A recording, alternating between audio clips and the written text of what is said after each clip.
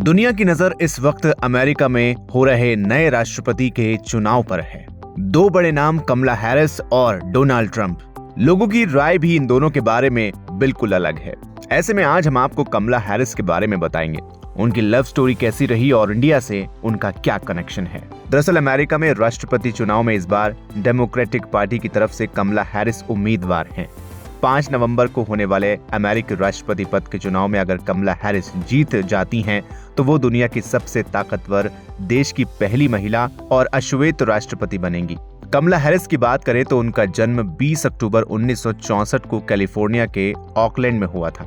कमला एक भारतवर्षीय ब्राह्मण हैं। उनकी मां श्यामला गोपालन और पिता जमैकन हैरिस हैं। शादी के 9 साल बाद 1972 में तलाक के बाद उनकी मां ने अकेले कमला और उनकी बहन माया की परवरिश की है। इसकी वजह से कमला पर भारतीय संस्कृति का काफी असर देखने को मिलता है। स्कूल के वक्त से ही कमला हैरिस ने अश्वेत होने की वजह से रंग भेद का सामना किया।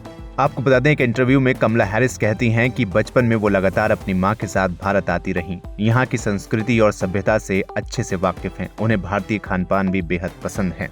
कमला हैरिस का शुरुआती बचपन कनाडा में बीता।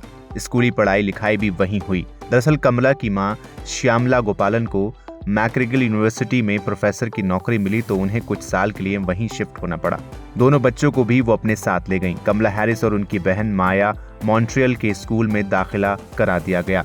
हार्वर्ड यूनिवर्सिटी में कमला हैरिस की क्लासमेट रही रोसोरियो ने बीबीसी से बातचीत के दौरान बताया कि कॉलेज के दिनों में कमला हैरिस ने डिबेट क्लब की शुरुआत की। धीरे धीरे पूरी यूनिवर्सिटी में उनकी पहचान बन गई। उनकी डिबेटिंग स्किल्स शानदार थीं। कमला हैरिस ने हार्वर्ड यूनिवर्सिटी से ग्रेजुएशन किया हुआ है। इसके बाद यूनिवर्सिटी ऑफ कैलिफोर्निया के हेस्टिंग्स कॉलेज से लॉ की पढ़ाई की है। हैरिस ने साल 2014 में जाने माने लॉयर डगलस क्रेग एमहॉफ से शादी की, जो यहूदी मूल के हैं। एमहॉफ की कमला से दूसरी शादी थी। उनकी पहली शादी से बच्चा एला और कॉल हैं। अपने करियर की शुरुआती दौर में ही कमला हैरिस के अफेयर की काफी चर्चा रही।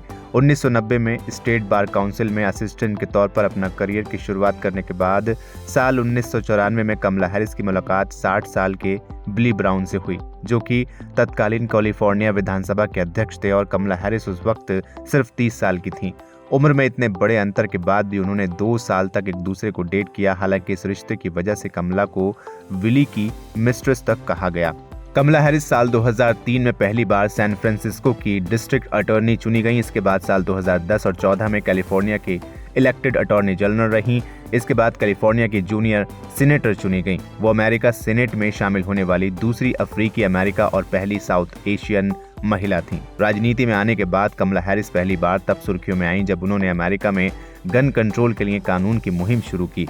साथ ही प्रवासियों की नागरिकता का मुद्दा भी जोर शोर से उठाया। 2019 आते आते कमला हैरिस ने डेमोक्रेट्स की तरफ से राष्ट्रपति पद की उम्मीदवारी पर दावा ठोक दिया और जोर शोर से कैंपेन शुरू किया। हैरिस करीब साल भर तक प्रेसिडेंशियल कैंडिडेट के लिए कैंपेन करती रहीं। हालांकि डेमोक्रेट्स ने 2020 के राष्ट्रपति चुनाव में जो बिडेन को अपना उम्मीदवार बनाया। बाद में कमला हैरिस ने पार्टी की बात मानते हुए बिडेन को समर्थन दे दिया। इसके बाद वो वाइस प्रेसिडेंट चुनी गईं।